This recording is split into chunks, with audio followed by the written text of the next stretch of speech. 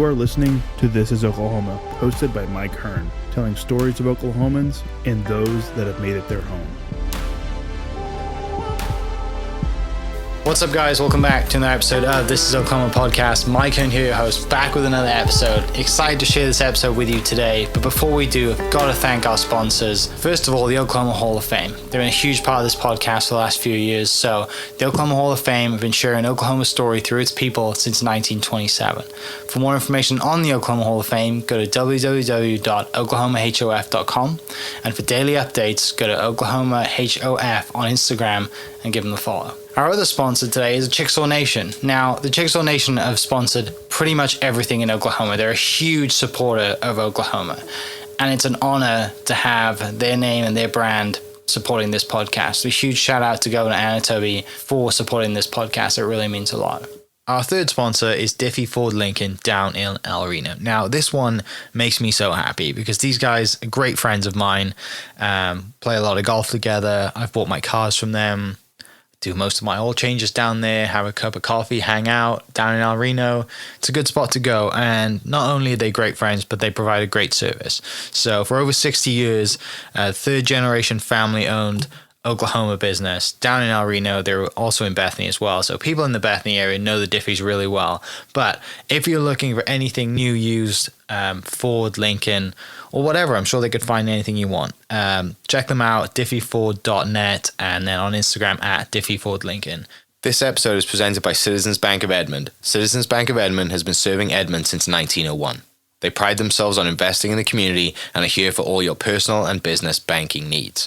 For more information, go to mycitizens.bank and follow them on Instagram at citizensedmond, as well as go bank there, because I bank there too. It's been a fantastic personal experience for me. I've had my podcast account there now, my podcast business account there now for 4 years now, I think, and it's been fantastic. So definitely worth your time. They're a great group of people, and they're always there to answer the phone when I forget my password, because I seem to forget it daily.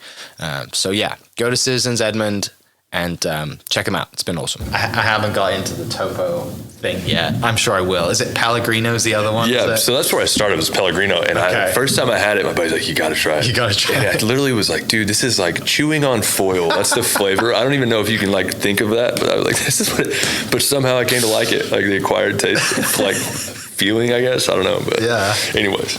So it's Topo. Topo Chico. No more. I used to like the lime, but now I just like the straight mineral water, man.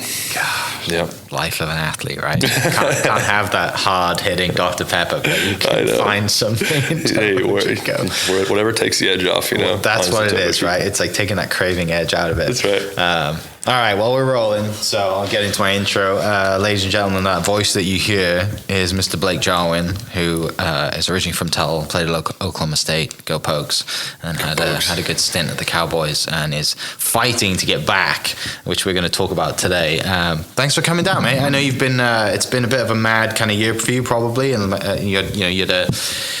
Beckham was born last year, so huge things are happening. He got married, a couple of years ago? Going on 3 years in February. So it's been a crazy few years. COVID's probably been pretty good to you. Yeah. It sounds like, other than an injury, right? But we'll dive into all that.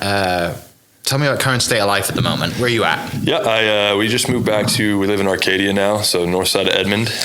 We moved there about a year and a half ago now, so really loving it, being back close to family. Like we said, Beckham about 8 months old now, so having him close to grandparents has been awesome. I know some of your neighbors, actually, and you're in a great neighborhood. I'm not going to name it, but you're in a great neighborhood. I appreciate that. Yeah, we got amazing people. Mm-hmm. It's just like I'm still training, and so I haven't been able to really connect with everybody, but everybody's so nice. So it's been great to be back, and we're close to Stillwater, which is important to me and Peighton. So it's been a cool spot. Still training. What's kind of training schedule and day-to-day look like at the moment? Yeah, I did a procedure down in Colombia for some stem cells early January, and so right now it's kind of just take it easy, no weightlifting, it's all body weight movements, really light physical therapy stuff, just to kind of strengthen things. I don't want to load the body right now, no explosive movements, stuff like that. So but kind of mid-March, my plan is to go back down to Dallas and start training again. Okay. So you still technically kind of on contract down there? No, I just have a group of people out of Prosper that I really like to work with. I kind of use them during times of my time in Dallas with the Cowboys. So, the comfort level, it's just, and there's going to be some guys there that are going to be training for next year. So it's kind of good to jump in with a group like that.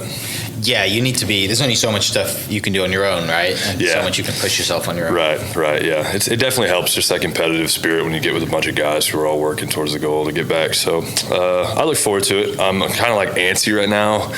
I had the injections early January, and so I've been kind of just sitting around for a month and a half. I'm like, I need to get going, man. You just feel like you're kind of losing yourself, but no, it's good. I think it's necessary. Whether I get back on the field or not, I think it's something that I wanted to do. So. We chatted before we started recording. Like you've got the bug, right? It's unfinished business. It's like a little bit more, maybe motivation more now than you had before, just to get back into the mix because you've had a taste of it. Tell me about going to Columbia then. What's that like? It was kind of a spur of the moment deal. I was training into last year, kind of October to December, and I had a pretty big hip procedure. Kind of give people my past. I tore my ACL, then I had a back issue, and I had to get a discectomy back there, and then my hip was just totally gone, so I have what's called a hip resurface in there. Okay. And so it's metal on metal. I still got my femur, but I've got a metal ball and joint in there, so pretty wild. And it's like nobody's ever really come back in the NFL from that. So, but I had an amazing doctor up in New York, kind of helped me, and then I talk to those guys all the time, and then I've got a group out of Dallas and a group out of Oklahoma to kind of help me rehab this thing. It's good to have, I think, a lot of people around. Yeah. But anyways, so that kind of got me off the rails a little bit, but it's good to be back. I'm feeling better, but definitely wasn't there yet. So I made a decision late December to go down to Columbia and try stem cells, kind of a different way to approach things rather than just have the surgery. So, but I'm feeling good. Like I said earlier, I'm only kind of right at that 5-6 week mark. So, but optimistically, you can see results up to 9 months, and so that was kind of my goal. Yeah.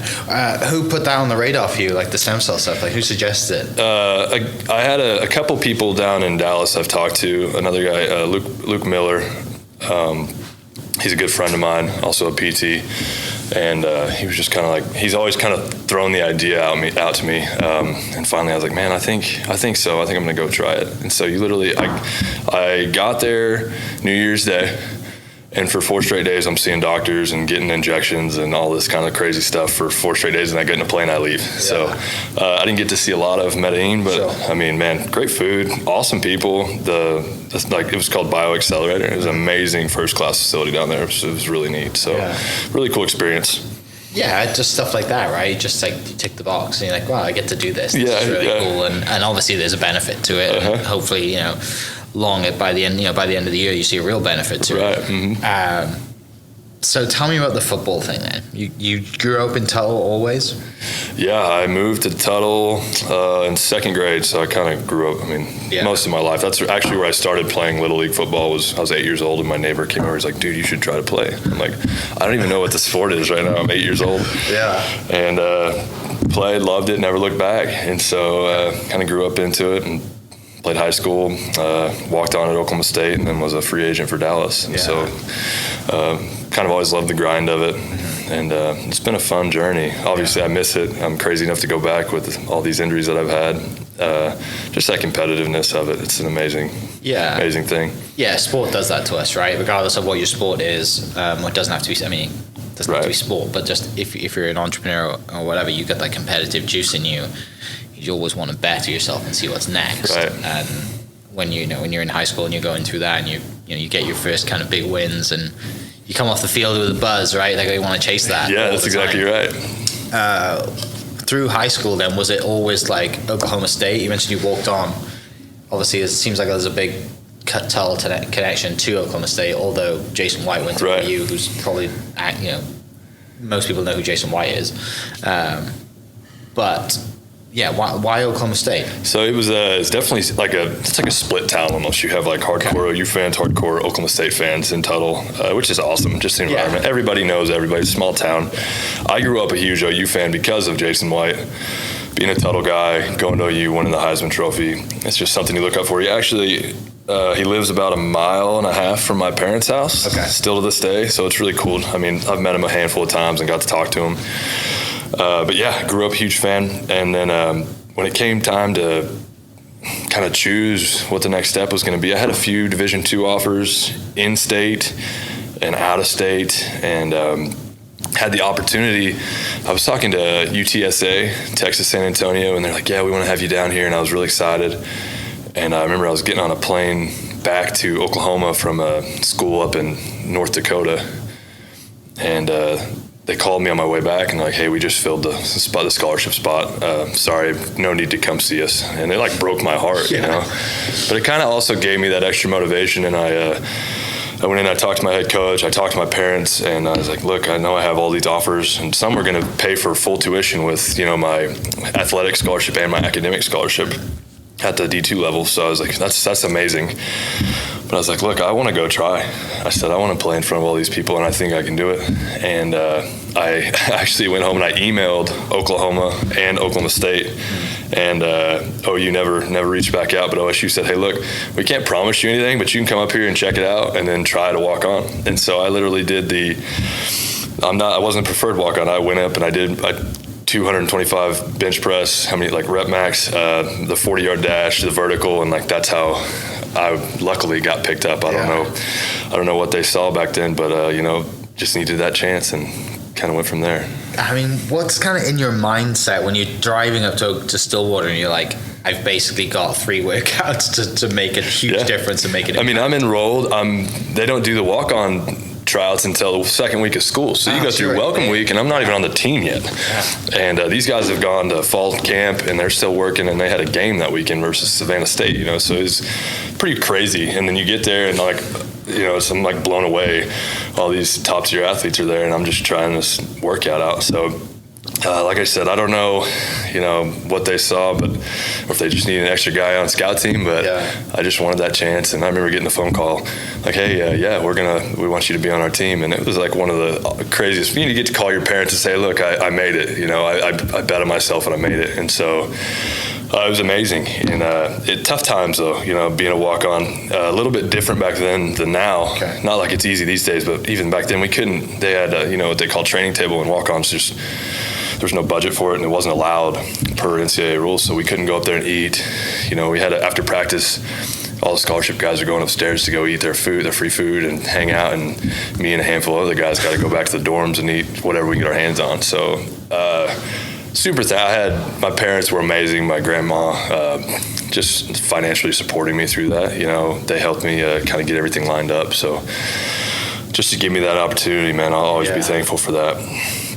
I mean, that's wild, right? That you're just like second week of school, like it seems like, is it still the same now with walk-ons, or do they do it? Yeah, they still do it. I think, I'm not sure what the timetable is. They have a spring tryout too. But the fall, I think, is the second week of school. Kind of get the guys enrolled and then see what you go from there. Yeah, it's pretty wild. But and then, you know, even then I'm like in the normal dorms, and then there's the athletic dorms over here, and so you're kind of disconnected. You gotta really want it, and it's but man, I wouldn't change anything about it. Yeah, you know, I love it. I love talking to walk-ons who are going through issues or thinking about walking on. Like, it's kind of, you know, my forte. So even you know, being a free agent, it was still different, but I mean, I've always loved that grind that kind of comes with being at the bottom of the totem pole and kind of making your way up to that kind of chip on your shoulder that gives you the edge, and like that extra, like, no, I'm going to prove you wrong. Right. Yeah, exactly. Yeah. What I mean, you're separated, right? You're not in the athlete dorm. You're doing all these things, and you're away from like the guys, because it's such a team thing, right? Like, you know, camaradere's huge, right? The locker room scene. And how many walk-ons were there when you walked on? Just a few of you. You know, I'm trying to think of how many scholarships. They have like 85 scholarships or 90 scholarships now. I'm not for sure. It's a high number. So there's about 40 walk-ons. Oh, okay. But with my group, you know, there's probably 20 to 25 preferred, and then just guys like me who made it through the tryout to kind of fill up the rest of the roster. And so there's a big group, but by the time I graduated, I think there's only 3 or 4 left. So you kind of see everybody kind of go through the progression of it, and you know, it's like I said, it's not always easy. It can be tough on you. What do you mentioned talking to walk-ons now? Like, what do you like to talk to them about? What's the advice that you give them and tell them? Yeah, the first question is like, do you love it? Do you love football? Are you ready to have, tough times where maybe you're not the first guy up on the list to have that opportunity, but you got to make sure that you're always ready for that opportunity too when it comes. And so that's kind of my biggest thing is always be prepared for when that opportunity is presented. You may only get one shot. I'm not saying be nervous, but make sure that you put in the work to be prepared for when that opportunity presents itself. And so, and that's kind of, we go from there. And I'm happy to always talk to guys like that. I stay close with my tight ends coach at Oklahoma State, Jason McIndoe, great guy. But anytime he's got a guy that's kind of like on the fence, I'm like, hey, I'll talk to him and I'll be real with him. I don't want to trouble a guy who's got other offers. Right. Just to say, hey, no, go play there. You gotta really want it, and you gotta understand the consequences and circumstances that you go with when you choose a place like that. So, or a walk-on spot instead of taking scholarship. So, as a young kid, you don't always think of like the financial side of that. And luckily, I had good people in my life, and then I was able to, go to the next step and pay all that stuff off. But it can be something that you don't always think about. Right. Obviously, like we watch stuff on YouTube, Instagram, whatever it is, and it's all, that quote of like burning the boats, right, and not having a plan B. It's probably different for you, although you really wanted that opportunity, and you just mentioned always being prepared. Like there is effectively a plan B there because you have a management degree from Oklahoma State. Like, talk me through that kind of mindset as well when you're going in and you're like, wow, I have my spot now, but I'm still getting a degree here, right? Yeah, yeah. It was important to me to graduate. I love business. I think it's like we talked, like competitive spirit of things. And I haven't necessarily figured that next step out when it comes to what's next for me. I've got a few ideas. I'm just like, how do I even start with this while I still follow football and see if I can pursue it, and see if that can happen for me. But it was important for me to have a plan where, hey, if this doesn't work out, there's something else that I can work towards and, be successful at. And I look forward to that next phase. Like I said, I'm not sure where it's going to take me yet, but it's just, I think that competitive spirit, like we talk about, man, I think people just have that inside of them, and it just drives you. Yeah. You mentioned family being great support. Tell me about that first phone call when you get that spot. It was, I'll tell you, prior to that, it's difficult, right? Like I said, I have other options where I'm going to be financially sound and I'm going to have a chance, when people come to you and say, hey, we want you to play, they want you to be there for a reason. They believe in you. And I had a few teams really do that for me, and I'm thankful for that. And to tell my parents, hey, look, I'm not going to do that. I want to go here. It's stressful. It's hard on the family, mostly because they don't want to see me get crushed. They want me to succeed and be happy, and to take a big chance like that. It doesn't always work out for everybody, but I'd say that was one of the best phone calls I've ever made to my parents, was saying, hey, look, I'm gonna be on the team at Oklahoma State, and to see a whole family go from hardcore OU fans to just orange and black through and through now is just amazing. So yeah, definitely. I remember I was in the commons area of my dorm, and when they called me, and I just immediately hung up and called my parents, and so it was awesome. It's something that paid off, and I think about that moment a lot. Yeah, it's so special to have that moment, right? And just I got kind of chills thinking about like making that phone call, because I've made, it's not that scale of phone calls, but I know what it's like to just be like, first person you call is your family, who've sacrificed everything for you just to give you that shot, right? And it's a super emotional moment, and it's something that you'll always remember, and they'll always remember too. And then, like you said, they're all gone from hardcore OU fans now to just total 180. Yeah. So, and like all of our friends back home are OU fans, so it's like definitely a rivalry now. Well, not anymore, I guess, but for the last few years, it's been fun to kind of banter back and forth. So you dive in, you're throwing everything at it. What was that first year like? Yeah, like I talk about those hardships. It's kind of mentally tough on you. At first, I'm grateful to be there. Whatever my role is, I'm fine with it. I just want to be there and sacrifice where I can, and kind of just keep my mouth shut throughout the season. And I'll never forget it. We get into the off-season program, the winter program, and for the whole year, the strength coach is like, what's your name, new guy? What's your name, new guy? What's your every day, every workout? And part of that's like, maybe he doesn't know my name. The other part is like maybe he's just trying to see if I'm mentally tough enough to accept my position right now. And so I made it a point when we got to winter programs that I was gonna prove myself. And we have like team competitions where there's 5 or 6 to 10 teams. I can't remember how many teams, but guys pick guys on the team. Like, hey, I want this guy to, and I was like one of the last picks because I'm just a freshman. Nobody knows me. And I ended up doing pretty well there. I made a name for myself in that aspect. Get into year 2 and optimistic, and then things I go to training camp, still not playing, don't really have a chance to play right now. And kind of like, man, this is tough. Like, this is where reality kind of sets in. Like, oh, maybe it's not going to be there. And I'll never forget, it was like midway through the season, we're about to go play Texas Tech. And Gundy walks up to me. He's like, hey, because we didn't have a tight end at the time. And he's like, what do you think about starting a tight end position back up here, you and a few other guys? And I'm like, I'm in, man. I'm in. Put me wherever you And want. I've been with the receivers. I'm a little bit big to be a receiver, but I actually played offensive line in high school because we didn't have enough guys really to play. Like, I just had to do it. And team sport, I'm like, yeah, I'm doing it. I'm in. And but I was like, I'm not an offensive lineman. That's not me. Yeah. So I go with receivers as a walk-on. And he comes to me and I'm like, yeah. He's like, okay, go with Coach Wick in the offensive line for the rest of the year. And I'm like, what? But so I get thrown in from like, I don't know if people know much about it, but the offensive line and the receiver rooms are 2 totally different like organisms. Like, everything about it is different. Every approach to life. And but super cool for me to go in that. And then I started traveling with the team after that, which was amazing. I didn't play that whole second year, but got to be a part of it. Started traveling, started practicing towards, what was going to be next in my career.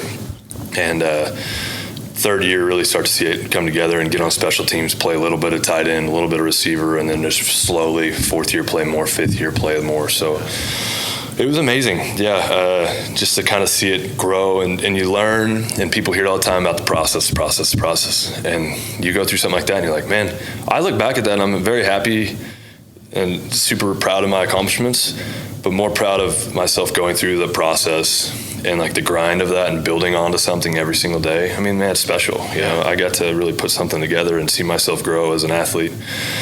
And that's definitely something that makes my skin crawl. I want that for other guys, to push through hard times and see yourself succeed and get better and better. Yeah, because some of us are, fortunate. Some people out there are fortunate enough to have natural talent and they get it first thing and they're in and they're a starter. But there's so much learned in, just like you said, back to the process of whatever that process is. You can kind of relate it to everything, any sport, any business, of just every day, just building, right, and stacking wins every day. That's right. Even if they're small. Like you said, 3 years, 4 years later, you're like, you're at, and then you go from walking on to playing for the Cowboys, which is like a pretty awesome story. I went from like I talked about my strength coach saying, what's your name, new guy? To now me and Coach Glass have an amazing relationship. I can text him today and we can have an hour-long chat, so it's really cool. And that was special for me. I don't hold anybody against that. I want you to test me. I want you to push me mentally, physically, emotionally, and really, I think that's where you get, to where you want to be. So yeah, and I like. The older you get, you want to do that to others, right? You want to do that to the walk-ons that you speak to. You want to do that as a dad, like in a good way, right? To raise, kids or whatever it is, like, because of the process that you've been through and the wins that you've seen.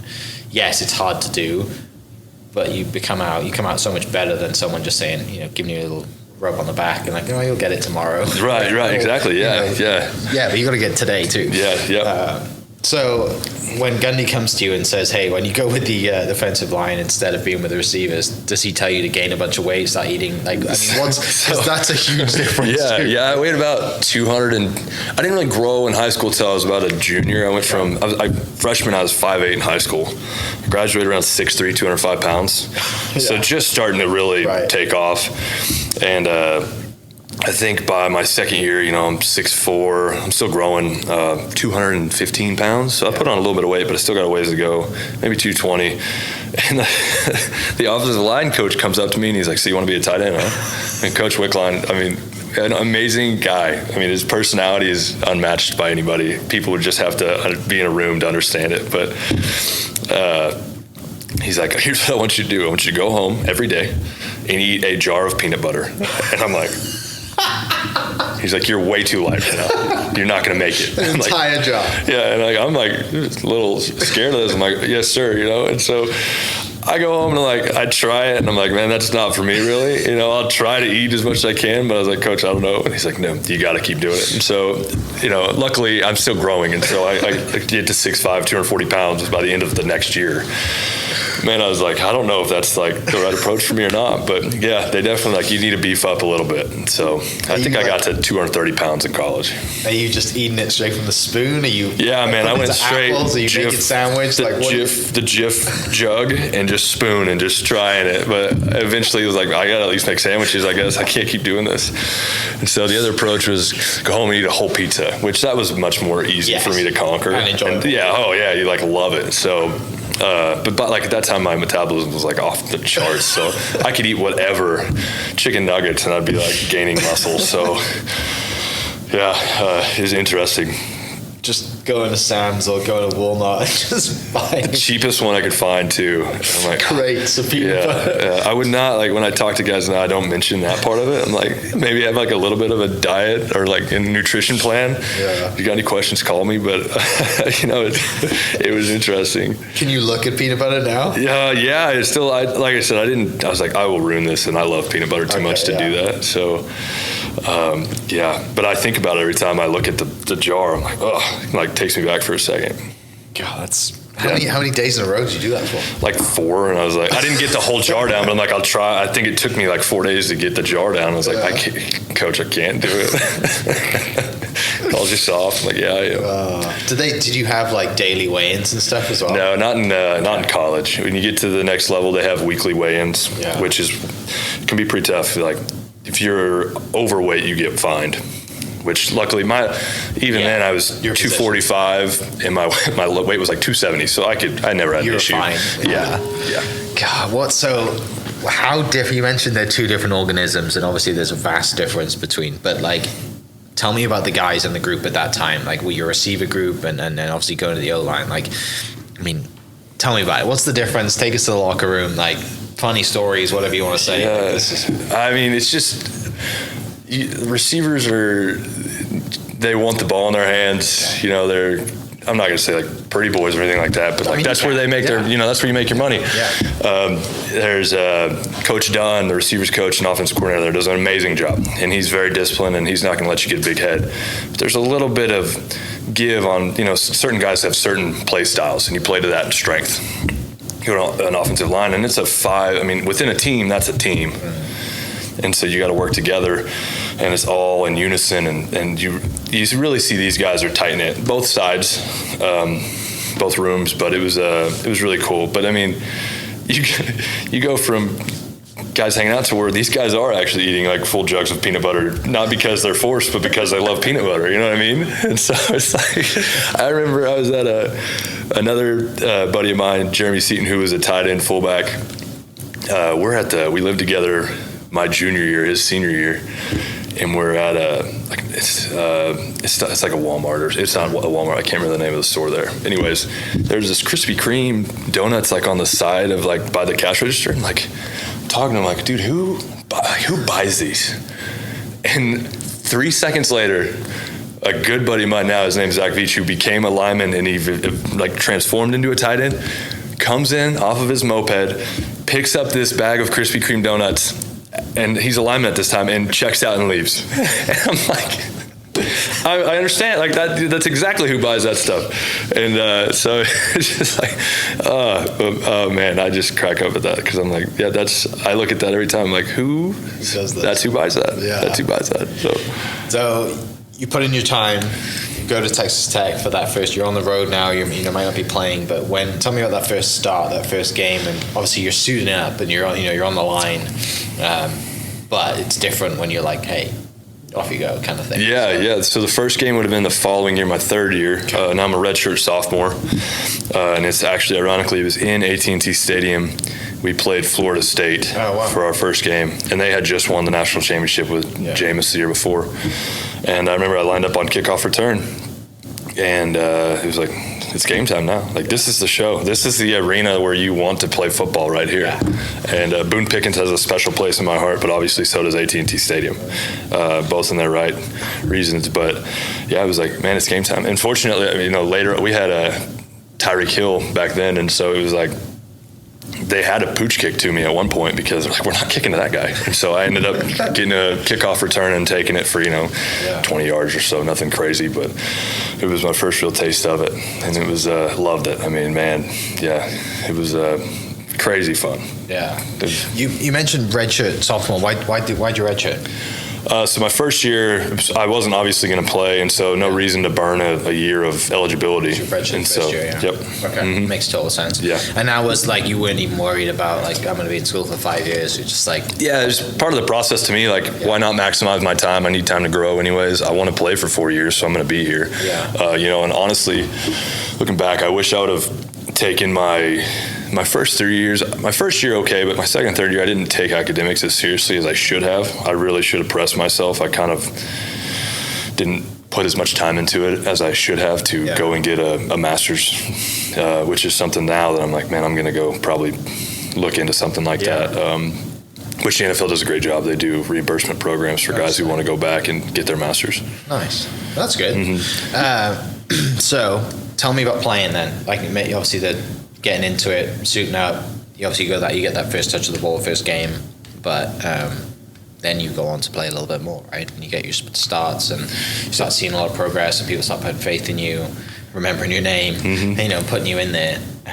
When does it become like, wow, I love doing this. I could really do this. Yeah. So I'd say it was later on in the year. It was versus Texas Tech again. This time at home. And we line up and we were on this play. It's like a pass over the middle. And this guy on defense is like talking to me, like in my ear, like, oh, you're terrible. Like, why are you even play? And I hear the play and I'm like, okay, it's time. Like, this is my play. And I end up catching it over the middle of the field. And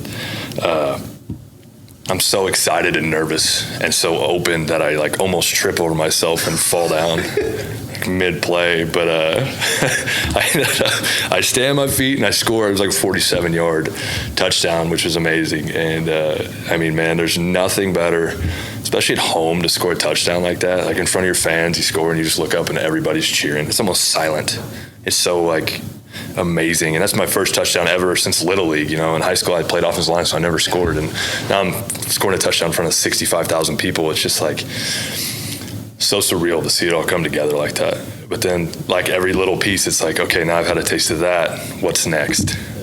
And so, yeah, I mean, scored a few more touchdowns throughout my college career, and all the same. I mean, on the road, at home, I mean, it's just silence. It's unbelievable how much like the experience of that is. I wish everybody could feel it. So you're playing tight end this whole time then? Yeah. I mean, as a tight end at Oklahoma State, they pride guys on being versatile. Yeah. So lining up a little bit in the backfield, on the line, as a wing player, and then also as a receiver inside and out. So I wanted to make sure I was well-rounded.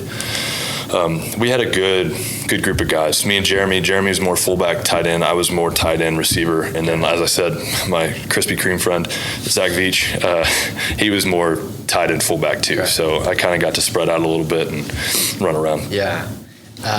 Bedlam games. Any good ones? Yeah, we had a few. Tyreek returned a punt return for a touchdown in Norman to make us bowl eligible one year. That would have been my redshirt sophomore year, my third year. Okay. It was kind of a tough year for us, but that was really one that was like amazing for us to get us bowl eligible. And obviously nobody thought we had a chance. Unfortunately, I lost the other years. Unfortunately, but it's still, I mean, the environment of those games is so heated. At that time, you spend so much time with these guys. You're living with them. You're constantly just hanging out, and not like it's like that in the NFL too. But everybody's got their own families and their own, they're living by themselves. And in college, you're all just a bunch of buddies, and so the love that you have for each other is, you go out there and put it online versus a rival. It's amazing. So. It's super intense. Yeah. I had previous podcast guest called Dusty Baker, who was a kit manager for Oklahoma State in college, and he was a kit man during Gundy's "I'm a man, I'm 40" Oh, really? time. Yeah, he told a funny story about picking up the locker room when coach comes through and he's like, "Don't watch the news tonight, boys," or something. But he told a bedlam story about being in Norman, and just even they were just getting like harassed by everybody. He's like, "This is the worst place to go." Yeah, it gets intense. I mean, bad. And a lot of people do a good job. They put like you right on the student section. It's usually right on top of you, and so they're just talking to you the whole game. You got to blow it off and keep going. But Texas Tech. Everybody, and I'd say West Virginia's fans weren't crazy. Like, they're crazy, but they weren't talking to us. But like, that experience there was pretty neat. I mean, it's just totally different feel than playing in Texas or Baylor or somebody like that. Yeah, really cool experience. So you just you said about having your first touchdown. It's 47 yards, pretty long way to go. In front of a home crowd, guns go off, bullet comes on the field. Greatest feeling ever. Mom and dad in the stands as well. Yeah, they were there. Yeah, they were going crazy. They were really supportive for me. They traveled well, especially my fourth and fifth year. Scored in Kansas State one time, and they were right there. And so you knew exactly where they were. Yeah. I pointed up in the stands because I knew where my mom was, which was pretty neat and special for us. So amazing feelings. Just to see it all pay off like that. Like I said, like it's all fast paced, but the world just stops for a second. You kind of bring it all back in. Like, this is what I've wanted. This is what I worked for. And just amazing. It's crazy how, like, you're on the field, you look into the stands, you know exactly where they are, and you've got 65,000 people, and maybe there's 1,000 people in that section, but you know exactly. You point in, you see them. Right. Yeah. You make a point to know where they're at. And, I knew this, but like I said, they were so supportive of me throughout this journey. It was important for me to have that moment with them. So. Yeah. Mm-hmm. When does it get like, I can do this as a career then, and stop thinking about, man, I'm gonna get a job? Like, when are you thinking, even if I don't get the NFL, I'm gonna go to Canada or overseas? Like, when's that moment? Yeah, similar approach for me. It was like, hey, if I'm gonna do this to the next level, I'm gonna go after it. Yeah. And at Oklahoma State, spread offense, we don't always use tight ends as much as other schools, and so I only had 26 or 27 catches my senior year. A few touchdowns, I think like 3. And I was like, man, there's still, similar to me playing offensive line in high school and moving to the next level, I was like, there's still more that I feel like I can accomplish. I can give so much more to this game. I'm strong, I'm healthy, I'm fast, I'm confident, I'm ready. And so I was like, yeah, I'm just going to do whatever it takes. And whether I'm a free agent again and you climb all the way up and start back at the bottom, like, I'm okay with that. I'm ready for it. And that's kind of exactly what happened. Yeah. You talk to your agent, which I don't know if you know Kelly Masters. I think you do know Kelly. Yeah, she's great. One of the best decisions I made was to go with Kelly to be my agent. There's a lot of people out there who promise you the world, and she was much more realistic with me with things and said, hey, look, we're optimistic about rounds 4 through 7, but if not, you will be a first, like, people are going to come after you in preferred free agency, which is as soon as the draft ends at whatever time, like that last pick of the 7th round, it's like a frenzy. Teams are calling you, trying to get the guys that are not drafted to your team. And so she was there with me every step of the way through that.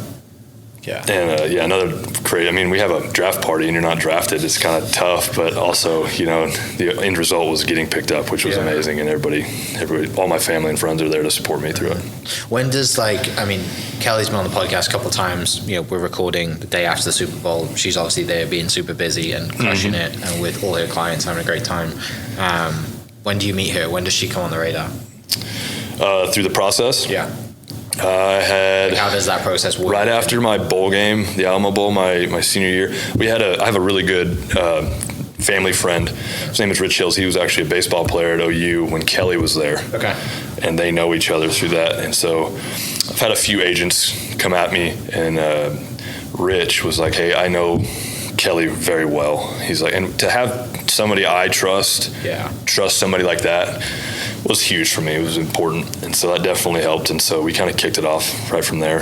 And like I said, she's just been amazing. If I call her and she doesn't answer, she calls me back within 3 minutes, because she knows it's just how she operates, which I really appreciate. Yeah, if she's not on a plane, because she's always on a Yeah, plane. yeah, I know. So I don't know how she does it. She's so busy, but yeah, and even now, like she called me last week or a week before, kind of keeping me in touch with everything that's going on, saying, hey, these teams have still kind of reached out. Just want to keep your ear on it. And, it's awesome. I don't ask her to do that. She does it for me. So that's really cool. Yeah, she kind of keeps me in the loop with other teams. Yeah. So after the draft party, then you don't get drafted. How quick do you get a phone call then? Like 30 seconds after the final pick. Yeah, like I said, it's kind of crazy. I had like 5 or 6 teams call immediately. Not me, they call Kelly. Yes, and so it's like Indianapolis, Philadelphia, Dallas, Cincinnati, I think, called like 2 or 3 more teams. And immediately it was like between Philadelphia and Dallas for me, just situationally wise. Grew up a huge Philadelphia fan. Similar to like OU transferring over to OSU, I went from Philadelphia to Dallas. Like some people are like, how do you do that? Yeah.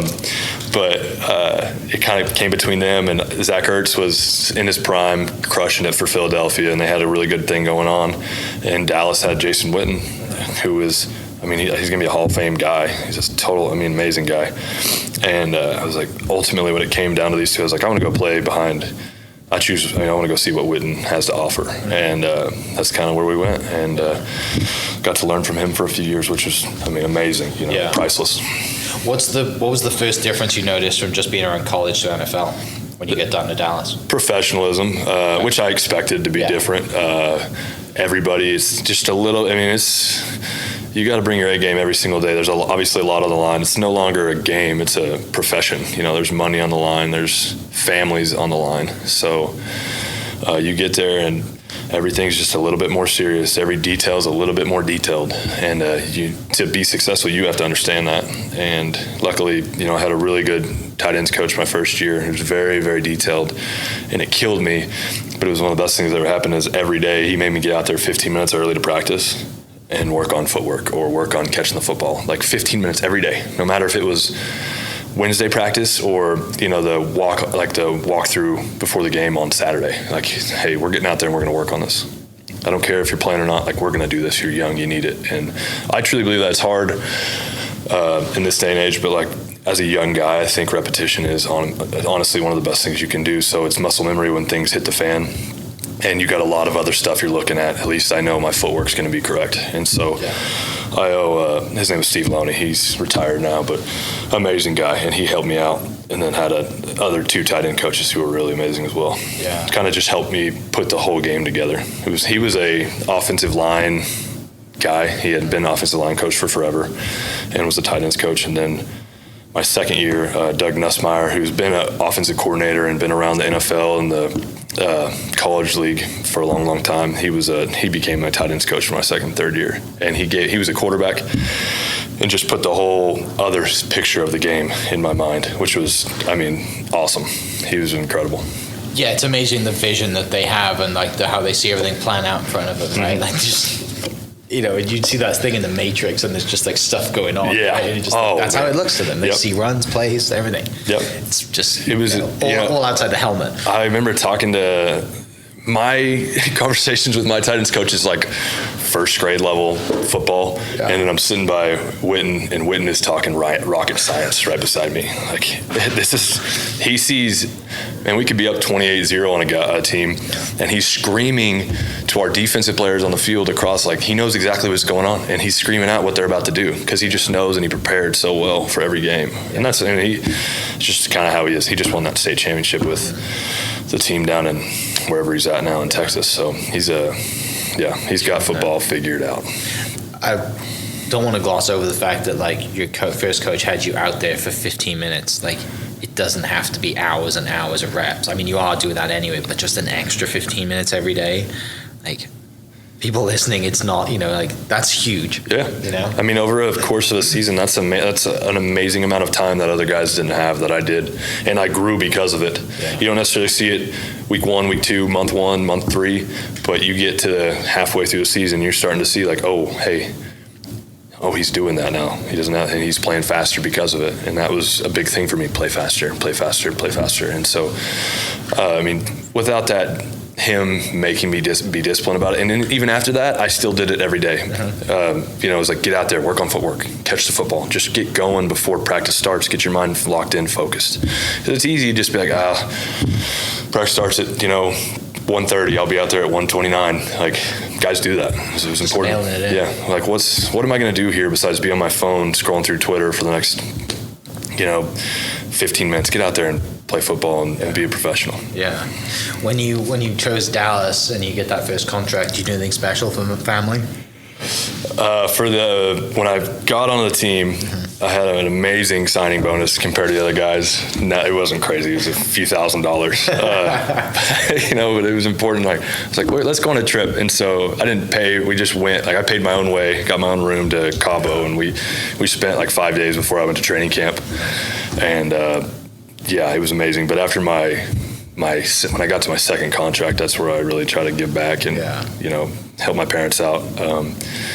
Ended up paying for their house. I was like, hey, look, you guys gave me this opportunity, so I'm going to do this for you. And one of those extra special calls too. I got to do that in person with them, which was amazing. Like, hey, I'm going to. How'd you do it? I remember I just signed. And I was with my parents, and I wanted it to kind of be organic. I didn't want to be like, hey, let's go out to eat and, make a scene of it. I was like, just pulled them aside and I said, hey, look, I'm doing this. I want to, you guys gave me the opportunity back in 2012 for me to have this success I'm having today. And so it's important, and it means a lot to me to be able to give back. And, obviously that's a very emotional moment too that, I'll always, cherish with them. So, and what's awesome is they've never asked me for anything. They've just down to earth. They're happy with my successes for myself, and I think that's what made it even easier to help them out. Yeah, no, that goes a long way too, right? Because you saw the NFL or an NBA too, and whatever the sports are, baseball, any sport that someone in the family gets super successful. You sadly see people turn into a sponge, right? And start like, hey, can you pay for this? Can you do that? Right. And you're like that's added pressure as well. Right. And then adds into all the stats of why professional athletes go broke because they're financing, they got everyone else on payroll. Yep. Which is we had a really good Brian Wansley. He's the player engagement guy down in Dallas, and he had a lot of good meetings with him. He's like, hey, look, guys.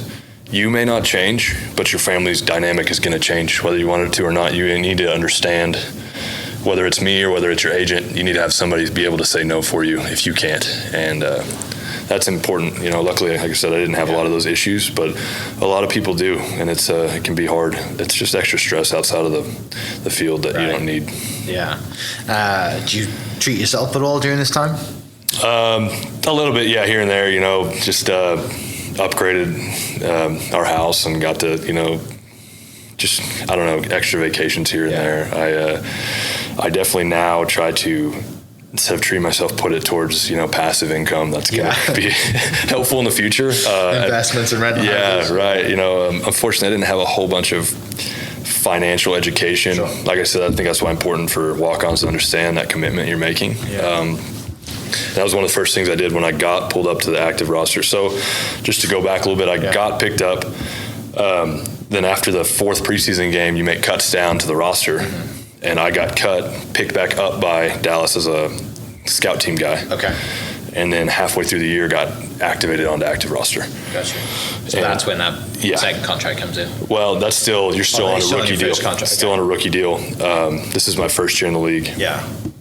As a scout team guy, it's still great money, but it's not what you make as an active roster guy. And so that was, once I got 3 weeks in, I ended up, like, hey, pay off all my student loans. So let's get that out of the picture, like, right now. Because, I didn't even see the numbers until they kind of started knocking on my door, like, hey, you owe us money. And so it's like, that's reality. And so, it was important for me, I was in an amazing place in Dallas and Plano with my neighbors. Had amazing people around me to kind of help me start to look towards things. Super successful people who kind of helped me, just guide me. And if I have any questions, today, they would be happy to go out of their way and kind of help me figure out what I'm going through, which has been awesome. During this first year, you're kind of going back to relying on like your experience at Oklahoma State as a walk-on, right? You're back to that process of like every day's got to keep doing, and like that. It's amazing when you look back. You're like, that time at Oklahoma State really prepared me as a walk-on to do the same thing again in Dallas. Yeah, same thing. Opportunities are few and few between as a free agent guy with 4 other tight ends in the room. You know what actually helped me is Witt was 13th year in the league, so he had days off. Where like younger guys had to go play because he's just an older guy. They don't want to put him through all that stress physically. And then we had 2 other tight ends go down, so there's only 3 of us left, and another one gets sick one day during OTAs, and so it was me and another guy had to do a whole practice. First string guys, second string guys, third string guys, like we're rolling all day long. And you want to talk about like a mental like roller coaster going on. I barely know the playbook, and getting tossed into 75 plays in one practice, and but stuff like that. I mean, they put you through that for a reason. Same thing as coach asking me, "Hey, what's your name?" Same thing. They want to see if you can handle it, even if you mess up. They want to see you move forward, and it's critical. Learn a lot from those moments about yourself too. How's Jerry? Jerry's what you was that see. like, meeting him? Yeah, pretty cool. The first time I ever met him, we're in an OTA practice, and for people who don't know, in Frisco, we have an indoor facility and we have 2 outdoor facilities, a grass field and a turf field. They sit just right next to each other. And a helicopter starts spinning over us. And the coaches know, the security guys are like, all right, we need everybody to come over here by the field goal post. And so we all like kind of stop practice for a few minutes and park it. And he lands his helicopter in the middle of the turf field. Comes out of the field. I was like, it is. It's the Dallas Cowboys. Right. It's Jerry Jones. It is what it is. And it was, amazing. I've had a few meetings with him throughout my days, and he's a genuine guy. He was a walk-on too, so it was pretty cool to have that connection with him. He wants to win, that's for sure. People can question how they run that operation, but they do it because they want to win, whether people agree with the direction they go or not. It's they built that to win. Yeah. You ever get kind of chance to just talk life with them one-on-one? Pick his brain a little bit? Not necessarily for a long period of time. I had one game in the NFL where I had a pretty good game, and it was right before New Year's. And there's a club up there they call it the Cowboy Club, and it's like overlooks our practice facility. And I was up there with some buddies enjoying New Year's Eve, and he was up there. And as I walked by, he kind of pulled me to the side and was just telling me, talking to me about it for a second, proud of me, but also saying, "Hey, look, we have a job to do. We're headed to the playoffs." And so it was neat. It was really cool. That's awesome. How'd you meet Peighton? How'd you meet your wife? Yeah, she was on the Palm squad at OSU, and I was a 5th year, and she was a freshman, and I don't know, she's from Tuttle, and so my mom had put in my ear like a year earlier, like, "Hey, there's this Palm girl that's like, she's gonna be on Palm or whatever." Yeah. I was like, "Yeah, whatever." And, thanks, Mom. Yeah, right. Thanks, appreciate it. Yeah. And I'm a football player in Oklahoma State. I have attention. Don't worry about it. Mom's trying to find you a wife. Exactly. A hometown wife from Tuttle. I love that. Shout out to the mums out there. That's right. And hey, it worked. It did.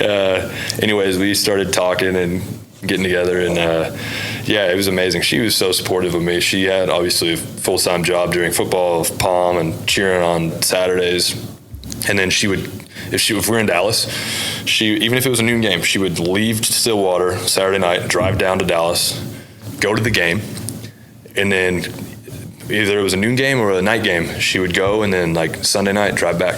That's awesome. So man, you talk about a support system. She's been there through, thick and thin. She's been amazing. Yeah. She's been really, really supportive, and I appreciate it all the way through. That's awesome. Yeah, she's a remarkable. Good mom, too. There we go. So, almost we were like 7-8 months into being a dad? 8 months. 8 mons. Just crossed that a few days ago. So he's crawling around, going crazy. So. Why'd you name your son Beckham? We were just kind of going through names, and we were tossing around everything we could think of, and one day I was like, I wasn't even watching a David Beckham thing or anything. And what's funny is she had no idea who that was until I showed her a picture. She's like, I know that guy. Oh, yeah. And I was like, Posh Spice's husband. Yeah. Right. Yeah. And just kind of like, that kind of sticks. Like, we kind of like that. It's different, unique as a first name. And but I mean, love it. Yeah. He looks like a Beckham to me now. So 8 months of dad life. Talk about the challenges you've had in life, and then you have a baby and become a dad. So I'm sure those are huge challenges too. Yeah, I mean, like, you're shell shocked your first 3 weeks. You're sleep deprived. He's been an amazing baby. He sleeps 7 to 7 every night, which is amazing.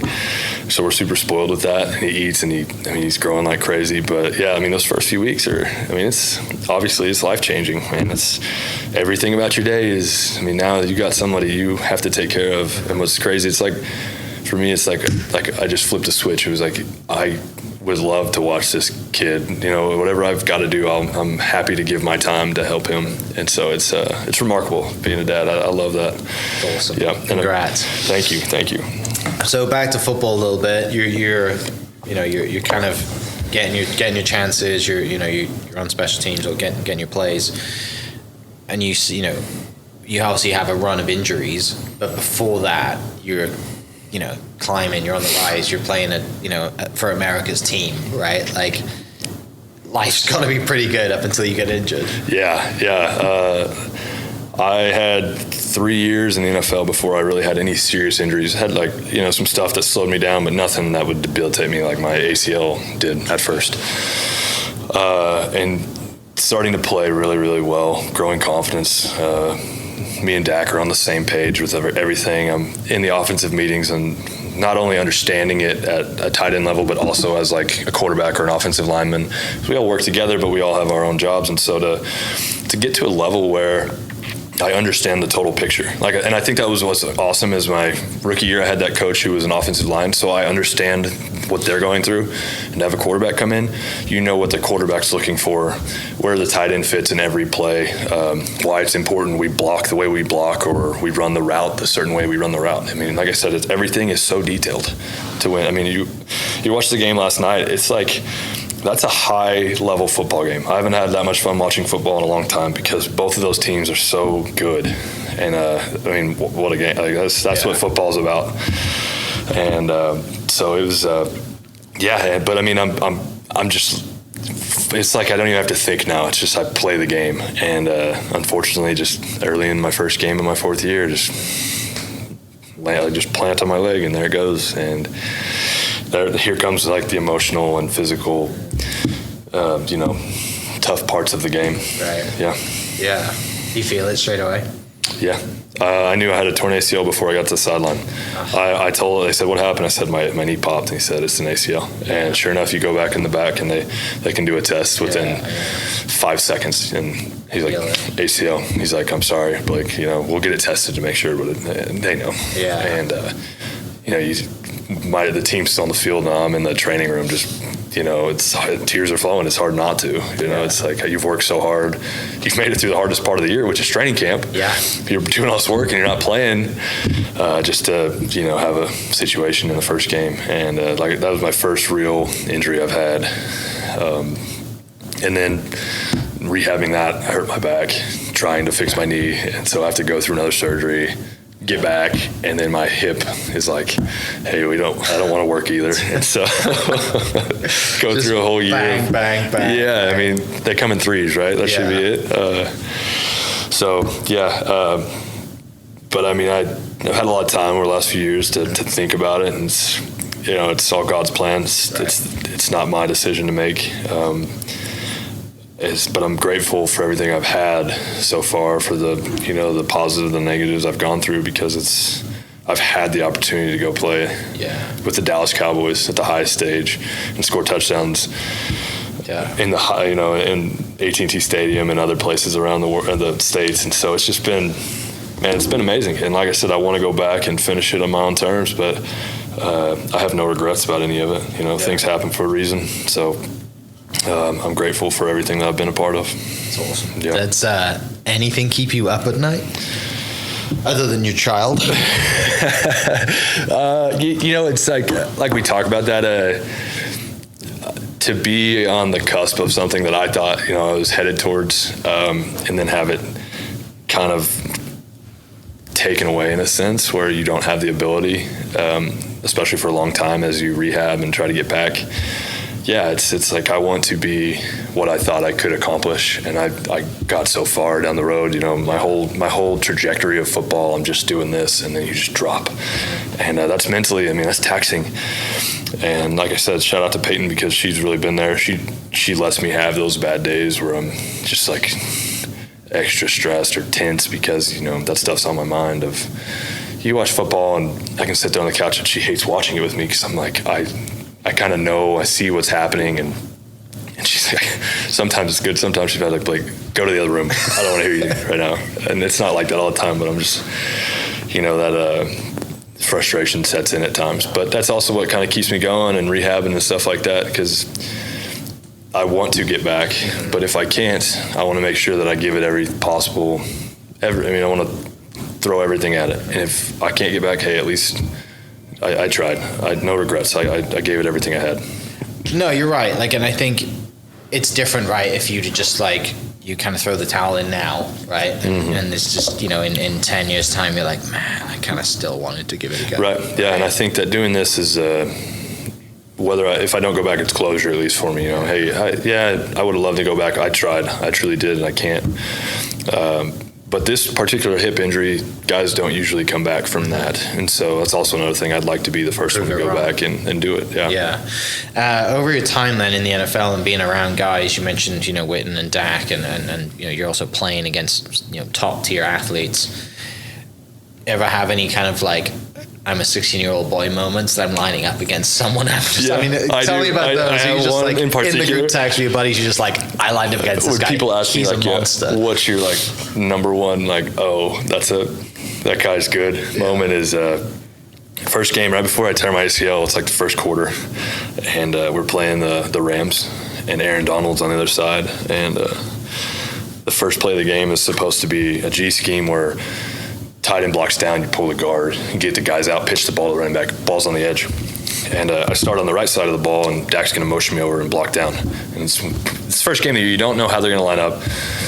We've got some pretty good guards in there, so you think Aaron Donald's going to be inside. Well, sure enough, we line up, and I'm on the right side of the ball, and I see Aaron Donald's not in the spot that he should be. He's one wider, and he's a defensive end, and I'm like, oh, here we go. So Dak he steps back to motion me across the line. And I'm like, Dak, we're not doing this. I'm literally dude, run a different play. I'm saying this to him on the line. And he's like, quit messing around. Come on. And so I'm like, okay, here we go. And I come across, and we snap the ball. I take good footwork. I'm low. I strike. I got him. And he just picks me up off the ground. Aaron Donald is a powerful man. And he's calling me a boy as he's picking me up. I'm like, yeah, I know, man. I can't do anything here. And it's just one of those things. Yeah, that's they got me.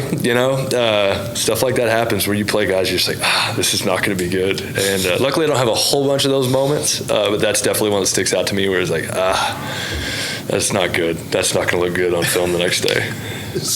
Welcome to the show. Yeah, exactly. I just signed a new contract. I'm on top of the world, and that's a reality moment. Here it is.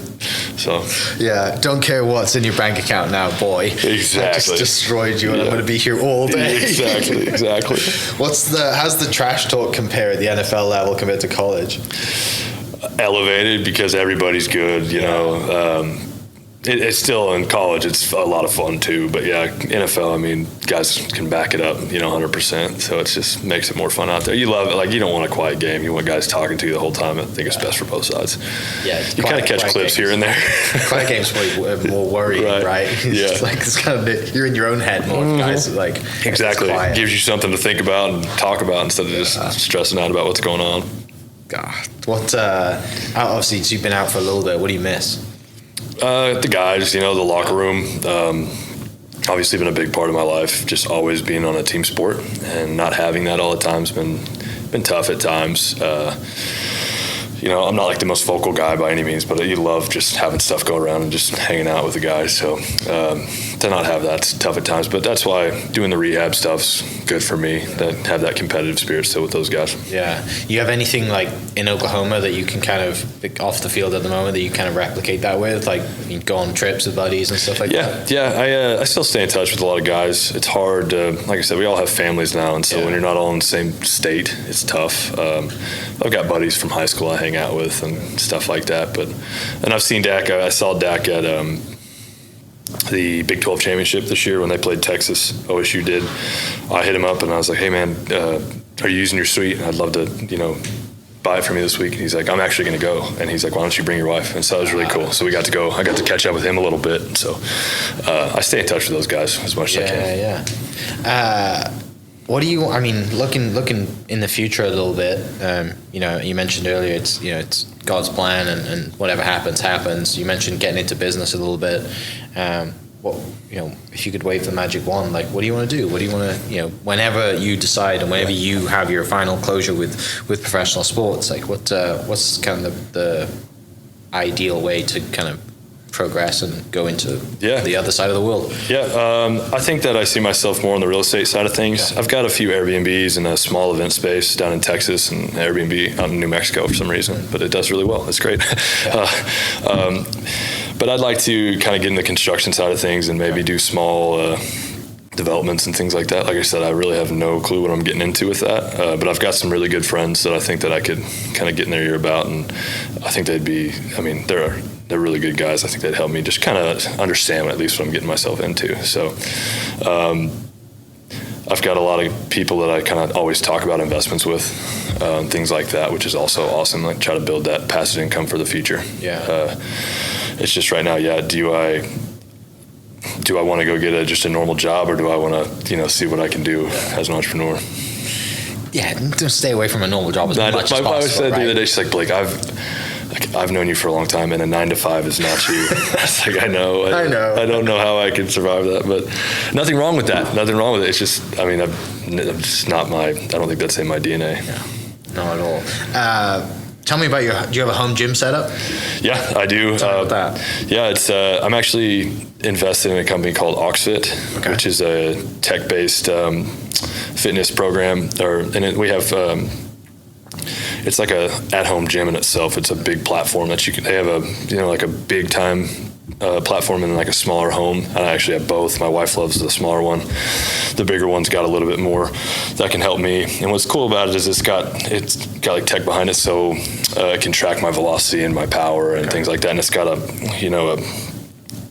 plate on the bottom, so it can tell if I'm deficient, if I'm leaning into my left or my right, and it can tell how much power I'm producing left to right. So it's been pretty nice to have that ability by myself. And as I rehab too, it's got, it can just kind of help me, show me velocity from my right side to my left side, because that's a big thing for me, creating that power and that force again. Yeah. Is it like cables and stuff? It's all motorized cables.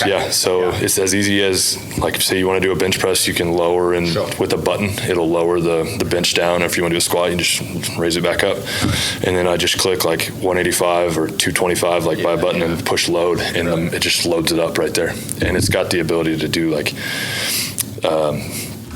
it can act as like a chain set or any other set, and so it's got like, instead of putting weight on all the time, you just push a button and it kind of manipulates it. So it's pretty neat. It's really, really cool stuff. And so you invested in that? Yep. Nice. Yeah, we've got a lot of athlete investors, and so it's been cool to see that company grow and be a part of it.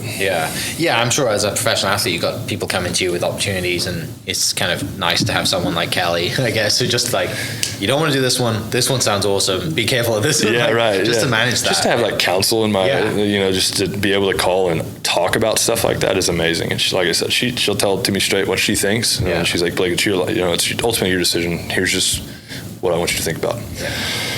Finishing up, let's talk about food. Talk about the good food for now. I say the good food, the stuff that you're supposed to be eating. What's your kind of, what's your day-to-day like for meals? And obviously as a professional athlete, you've got to be on top of that. What's that like?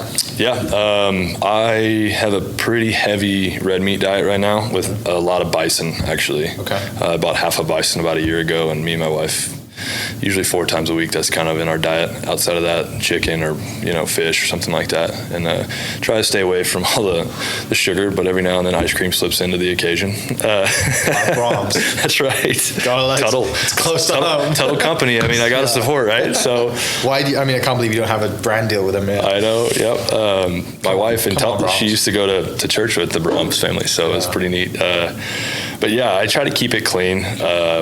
So you can't trying to do the carnivore diet stuff, or not? Somewhat, not as intense. I've thought about going full carnivore. Eating eggs. Yeah, meat and eggs. I just don't know. I actually enjoy eating salads and things like that. And so as long as I keep it clean, I don't always. When I travel, I obviously kind of lose myself a little bit and indulge. But usually, Monday to Friday, I'm trying to keep it put together pretty well. Let's talk about the bad food then. That's good for the mind and soul. Tell me about some of your favorite spots. Oh man, you've got a neighborhood jam. Yeah, I took my wife because I was out of town this weekend, so I was like, I'm going to take them to. Great spot. I love it. Yeah, I got the sweet potato hash and a bagel this morning. So, just stuff like that. I love Buffalo Wild Wings too. Is kind of another one I go to, and I'll eat 25 wings like a savage. And I'm like, I should not have done that. Spend some extra time in the sauna the next day to kind of sweat it out, feel better about myself. Yeah. What heat level are we at for the wings? Medium. I don't go super hot. I like the Asian zing or that level of hot. Yeah. Nothing crazy like blazing or anything like that. Yeah. I can't do that. Yeah, it's I want to enjoy my food. One time when I was a kid, I ate a pepper that I wasn't supposed to eat, and I learned fast. It was miserable for 3 hours. It's know your limits, man. Just chugging milk. Exactly. Yeah. Well, mate, this has been a pleasure. Thanks for coming in. Really appreciate it. I know you're busy, so I really appreciate you coming in, sharing some stories, sharing about where current life's at. Obviously, you're balancing trying to get back in the NFL, being a dad, and obviously you have a wife, and all the investment stuff as well. So I know it's not easy, and so I really appreciate you coming and sharing, just over an hour of your time to tell some stories, reminisce about, some times at Oklahoma State, and then maybe they'll fire you up to get you back to the NFL by the end of the year. What's the process for this year? What you said, getting down to Dallas soon. How is this the rest of the year going to look like for you? And if everything goes to plan, what does that look like? Yeah. So right now, still kind of everybody. This is kind of I think the perfect time because everybody's kind of still off. Season's over. Yeah, everybody's taking a little bit of time to get their bodies back. And so my plan is just to jump right in with when they start up programs, because OTAs will start coming up in May, so it's about time to get rolling again, and you want to go through about a 6 to 8 week program. We'll see. I'll reevaluate kind of early May, see how I feel. My goal ultimately is to see how I feel late July. Okay. Where am I at late July? And that'll kind of be a telltale sign of what my future holds for myself. Super. Well, wish you all the best for that. For people listening, I will put your Instagram down if they're not already following you in the description, and they can go check out and keep tabs on you. And wish you all the best to getting back full fit and healthy and signing a contract. Yeah, awesome. Thank you. I appreciate you having me. For people listening, thanks so much. We'll catch you next episode. Cheers. Hope you guys enjoyed that great episode. Thank you so much for listening. As always, huge shout out to our sponsors, the Oklahoma Hall of Fame, sharing Oklahoma story through its people since 1927. For more information on the Oklahoma Hall of Fame, go to www.oklahomahof.com and follow them on Instagram for daily updates at oklahomahof. Our other sponsor, the Chickasaw Nation, amazing sponsor. They do amazing things for the state, and they're always sponsoring something in Oklahoma. They're a huge supporter of Oklahoma, and without their support, we wouldn't be able to do what we do. And our third sponsor is Diffie Ford Lincoln down in El Reno. Now, this one makes me so happy because these guys are great friends of mine, play a lot of golf together. I've bought my cars from them, do most of my oil changes down there, have a cup of coffee, hang out down in El Reno. It's a good spot to go. And not only are they great friends, but they provide a great service. So for over 60 years, third generation family owned Oklahoma business down in El Reno. They're also in Bethany as well. So people in the Bethany area know the Diffies really well. But if you're looking for anything new, used, Ford, Lincoln, or whatever, I'm sure they could find anything you want. Check them out, diffieford.net, and then on Instagram at diffiefordlincoln. This episode is presented by Citizens Bank of Edmond. Citizens Bank of Edmond has been serving Edmond since 1901. They pride themselves on investing in the community and are here for all your personal and business banking needs. For more information, go to mycitizens.bank and follow them on Instagram at citizensedmond, as well as go bank there, because I bank there too. It's been a fantastic personal experience for me. I've had my podcast account there now, my podcast business account there now for 4 years now, I think, and it's been fantastic. So definitely worth your time. They're a great group of people, and they're always there to answer the phone when I forget my password, because I seem to forget it daily. So yeah, go to Citizens Edmond and check them out. It's been awesome. Thank you for listening. We are inspired by those around us and hope that you are too. Make sure you subscribe to this podcast on your favorite podcast platform and leave us a review so we can keep telling your stories. For more great Oklahoma content, follow This Is Oklahoma on Facebook and Instagram.